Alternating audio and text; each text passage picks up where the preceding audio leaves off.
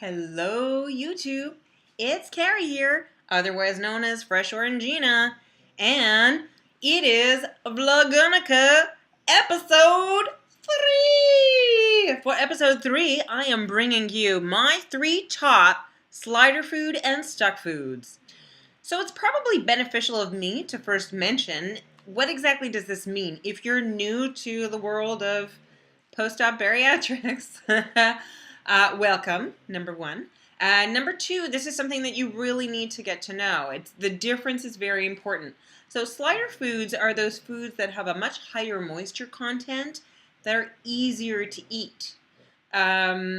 These are foods to beware of. Now, most of our surgeons tell us when we have surgery that after surgery, part of the rules is that we're not supposed to drink and eat at the same time. Now, the thinking behind not eating and drinking at the same time is the same as for avoiding slider foods.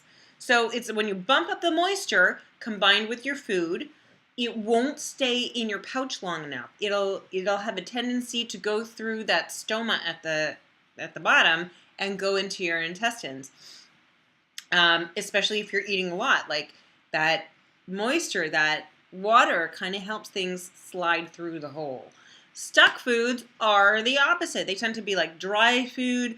If you eat a bit too much of it, you might have to throw up. You could get the foamies. It's like these are smart foods to eat, actually. They're generally healthy foods. Well, I'll get into which ones after, but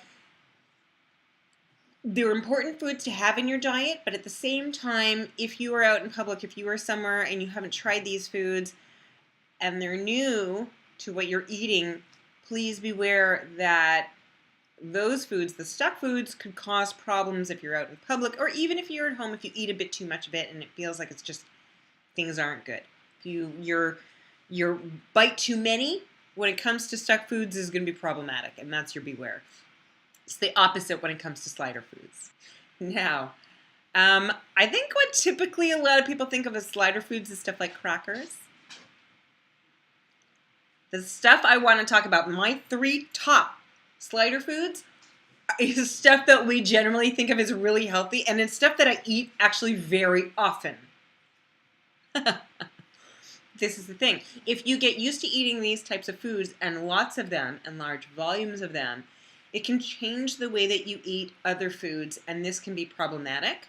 You can also tend to eat way more than a portion of these foods because when you eat them, the moisture content in them or combined with your saliva is enough that it won't stay in there and keep you satiated. So, top 3 slider foods. Number 1, cheese. Cheese is a slider food, no matter what kind of cheese it is. When you eat cheese, it dissolves in your mouth. When you swallow it, you're not really swallowing a hard chunk of cheese. Maybe it's a little bit different. Even with the Parmesan crisps and stuff like that, after you chew it and your saliva starts breaking it down, now all it is it's like basically a mix of fat, carbohydrate, and protein, and easily dissolved in your saliva. It goes down through your stomach and it does not stay. Cheese generally will not really keep you full, especially if it's something like cheddar cubes or stuff like that. Like, I love eating that cheese. It's delicious, and I do eat cheese a lot, but I try to be mindful of how much of it I eat. Number 2, the second one, is salad. Most people don't think of that. Yes, salad is mostly water, so when you chew that, that's why you can eat a salad that's like this big. Like, when you can't eat anything else that's a cup size, you can manage a salad if you chew it well. And it's because all the water is being released when you're chewing it, along with the other vegetables and stuff in your salad, and it's kind of just going through because like salad is extremely high moisture. So you chew it, it's like having a more dense food with water, and then it doesn't stay. It doesn't really keep you full. If you put in some other ingredients, that will help make a more satiating salad. So you want to put in protein ingredients that have a lower moisture. So in the last one, chili. something that like everybody eats all the time. But how many of you have had the experience where, you know, where you couldn't eat like much of a steak, but chili, you could probably have 2 small bowls. Because like after a while, and it tastes good, right? Like we're all like, we love food, right? Like everybody in the bariatric community pretty much loves food. And we want to eat tasty things. Chili is a standard favorite.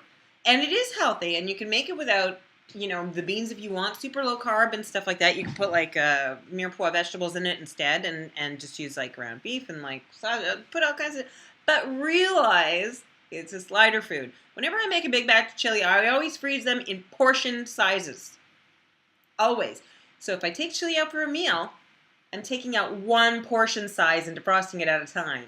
Because when you have that whole pot of chili sitting on the stove in your crock pot, it's very easy to just go back and eat more of it. And before you know it, you've like doubled or tripled the portion because it's not staying in there. Oh, we just got a power outage. Happens every once in a while here, Niagara. Okay, so let's go on. Number 3, stop stuck foods. Stuck foods. Chicken breast. For the first year after surgery, I could not go near chicken because every time I ate chicken, I would get sick. It felt like gravel going down. It always made me feel bleh. Even if it was like rotisserie chicken thigh, which is like super fatty and very high moisture. Like there was just something about chicken breast in particular. So I got some chicken breast here. I'm going to show you. It is Hanukkah, so we eat a lot of fried foods. So I got some KFC here. Not recommended as an everyday food for bariatric people, believe me. This is a piece of chicken breast. You see it? It is dry AF. This is a stuck food. You eat this dry shot, and you are like within your first year surgery, you don't chew it enough, you'll be running to the bathroom pretty soon. That's typical. Okay. What does it generally come with? You can turn this stuck food into a slider food. So this is the things to be careful of. Stuck food, yes, these are important. It's important to have firm protein, but realize sometimes the tendency is stick it in the gravy. Now this is pure starch. Gravy, in a commercial sense, is nothing but starch. So you're basically like sticking a piece of bread onto your dry chicken. Now this is going to make you be able to swallow it easier. It's going to go down easier than if it was just dry. But that's how you know, like, we all like things with a sauce. Sauce is good, but you have to understand the physics of how it works in your system. I have a friend who's got a great video on this. My friend Rob, on it, he's basically got a funnel, and you can put the stuff like this in it. Dry chicken. Not going to go through, right? Won't go through the stoma. Mix it up with, obviously, well, you wouldn't swallow it whole like this. But still, dude, put water on top of that, washes it through. That's the same thing inside. So, number 1 stuck food, chicken breast. If you are at somebody else's house, and that's what they serve you, a dry chicken breast, or at a, oh my God, it happens so much at restaurants, they don't know how to make food. And you get a dry piece of chicken, or I've even had this from salmon. Dense fish like that, get you run into the bathroom immediately because it just won't go down. So like if you're eating stuff like that, it is good to eat, but you gotta chew the hell out of it. It's gonna. These are things in your first year or 2. Better to try it at home first. Okay, and the next 2 that I have are similar. They're both vegetables. They're both vegetables that we eat a lot on keto style eating, and that's Brussels sprouts. And number 2 is broccoli. Brussels sprouts I like to do in the deep fryer.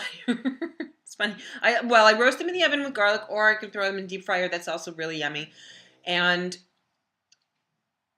they get nice and caramelized and yum and stuff, but it is very dense. There's a lot of fiber. Now, in something like chicken, it's dense protein.